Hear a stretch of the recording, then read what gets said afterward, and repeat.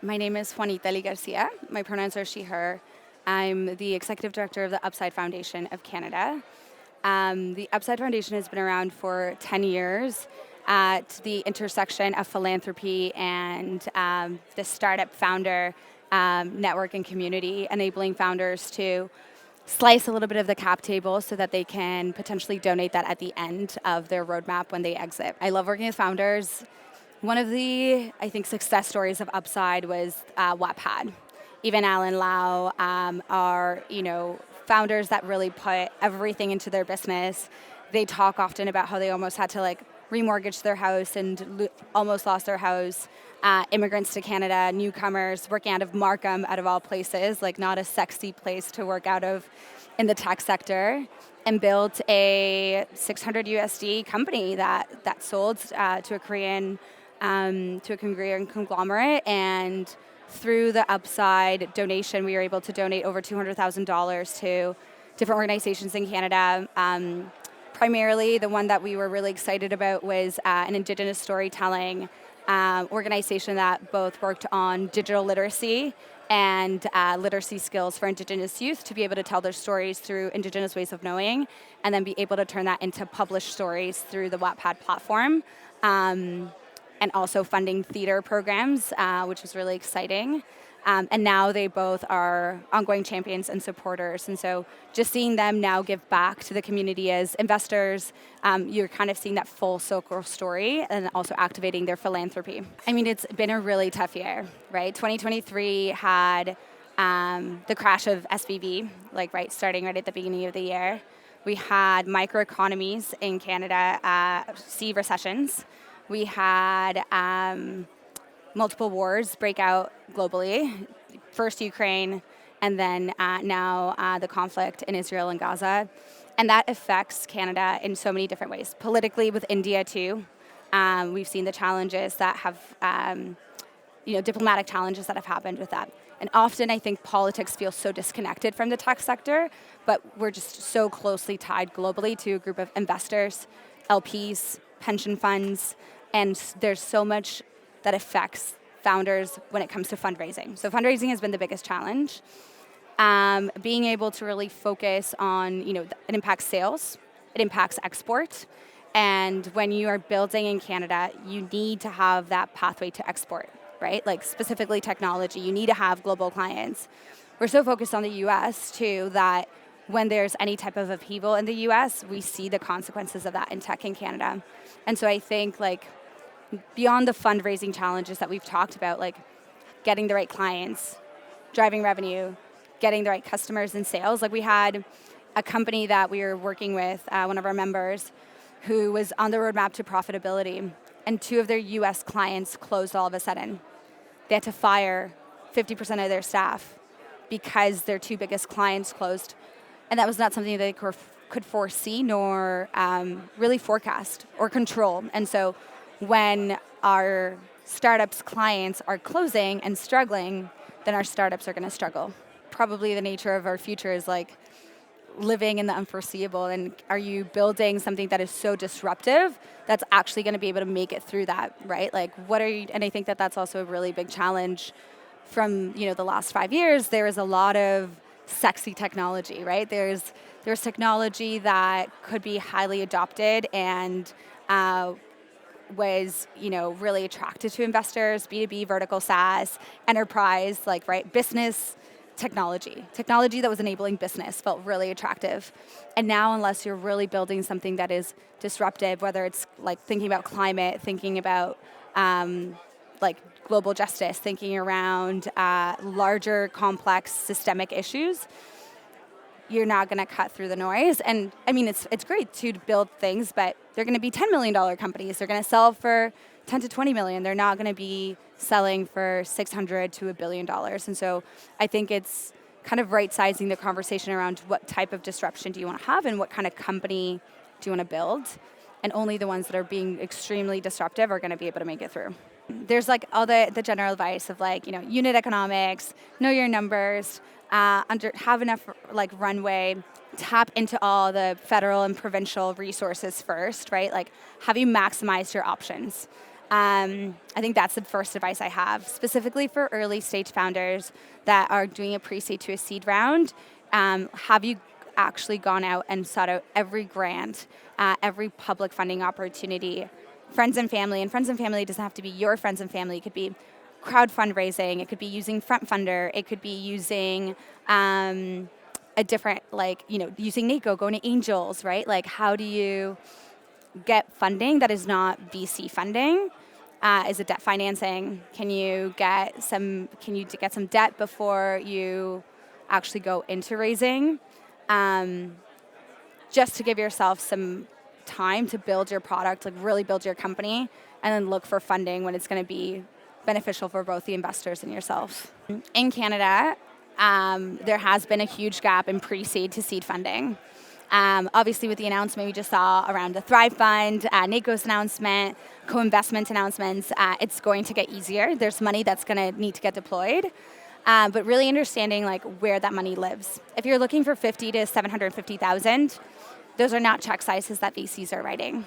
If you understand that some VCs are writing 2 million to 10 million checks, you need to approach the right people. And so, I had a founder say to me, like, they had 400 investor conversations. And I was like, there's not 400 investors that fit your criteria, right? That's a waste of your time too, because your time is so valuable. So really understanding like what check size are different types of investors writing, and when you need to start those conversations like relationship wise. So if you're looking for a pre-seed, you should be having those conversations since last November. It's not something that happens overnight or in 2 weeks, like those pitch competition, shiny, matching type of investments happen to one person. 3 people, 3 times a year in all of Canada, right? And we can all name those founders that have had those opportunities, but it's really understanding where your investor is looking to put their money into. Are they going to contribute to your vision? Are they going to be okay? I think one of the things we were talking about yesterday with a group of founders is sometimes as a founder, you might not be the best CEO. And if you know that and you recognize that and you want to step down, is your investor going to be aligned with that? Or vice versa, right? Do you want to be the CEO, but maybe you're more of a product person? We had a founder who changed their title to Chief Evangelist Officer. And it just made more sense for them and their investors for that person to carry that title rather than the CEO title, so they could bring somebody externally on. And so, some people talk about it. I just got married a year ago, so I'm not an expert in this, but people talk about an investor relationship being like a marriage. And it's true, right? This is somebody who you're going to be in a runway for, 8 to 10 years on average in Canada. Anything less is very lucky. If you exit your company within 6, very rare. 8 to 10, you're starting to see that. And then you get to a point where maybe you're at 12, 15, and they're going to start looking for their returns. But if it's not the right market conditions and you're not ready to IPO or sell, what does that conversation look like, right? And I think it is a marriage in many ways. You're managing other people's money. Hopefully mostly good, but yeah, you need to get through it. And I think it's all relationship building. People still talk, people will still say we invest in people, right? We're just people doing really cool things. Some of us are on the investor side, some of us are on the founder side, and some of us are on the ecosystem side. And where there's people, there's chaos. So it's just, how do you manage that? Oh my gosh, women in tech, I love women.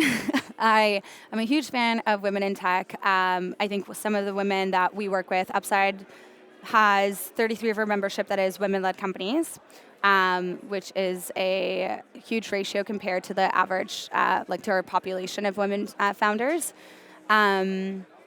They're doing some incredible things. And women in tech are, one of the things that I always think about in my role as a, non-founder, non-technical person. My background is in fine arts and education, who doesn't work for a tech startup, is am I a woman in tech? And for a long time, I didn't associate as a woman in tech. And more recently, in the last kind of year, having conversations with other ecosystem agents, like the women at NACO, the women at Mars, the women at charitable organizations that are doing things like Girls Who Code programming. Those are all women in tech. I think thinking about who is supporting and bolstering the innovation ecosystem in Canada and who's driving that economy forward, and that's a cross-sectoral approach.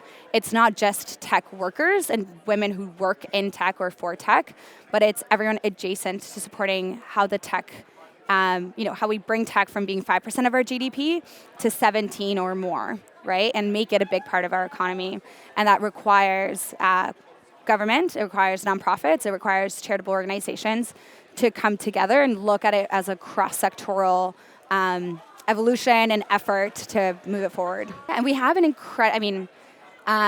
like everything, there's always complaints, right? Like there's always ways in which we could do better, but we have so much support from our government, right? When you look at other innovation economies, we have a highly invested government in the innovation economy, and that's not gonna change with different parties and in the majority or minority, but we've built a group of really invested actors, like the Center for Canadian Innovators, CCI, right? Like that are trying to move the needle on policy at NACO, who's also working with government really closely to help deploy funding, right? Like creating new programs so that people understand how you can become an angel.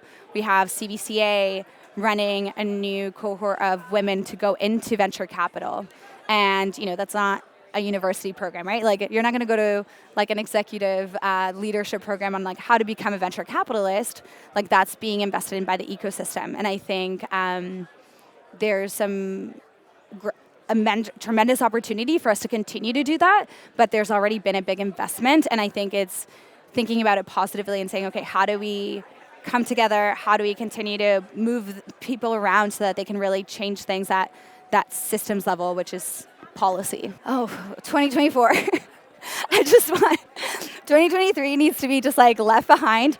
But I mean, there's a couple of things. I think the first is the buzz is that the best companies come out of really tough times, right? So are we going to see some really incredible companies? I think Deep Sky is a really exciting company. Hopper was one of our pledges, and just seeing Fred apply all of his learning from that, but also his philanthropic desire to really change the world, like that I think is super disruptive. Really optimistic about how we're investing in women and how we're continuing to invest in women and the attention we're putting on equity. I think yesterday in the closing panel, Douglas asked Michelle Scarborough from BDC if she was doing more harm by investing in women and having a women's fund. And I thought that was such an interesting question because it's actually a question that I hear behind closed doors. And it's not a wrong question to ask. I think it's just a question that lacks context and lacks education. And I think we see that in a conference like this where we're starting to see more women. We're starting to have closing the gap of, women of childbearing age, right? You're seeing women in their early 30s, in their mid 30s, and their early 40s should be able to show up. And so what are the wraparound services for women in this sector to like really drive women forward and close the gender wage gap in technology is something I'm really optimistic about. And I would say like the third thing is just the ongoing shifts in the Canadian venture capital ecosystem. I think we've grown.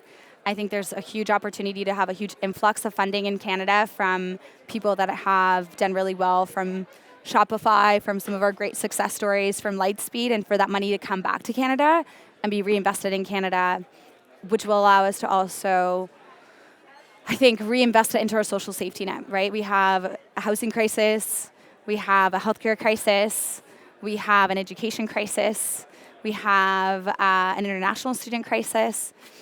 But I think those crises can be tackled with innovation and with tech and with leaders who are already like invested in that through some really cool and new and exciting social enterprises and technologies and consortiums.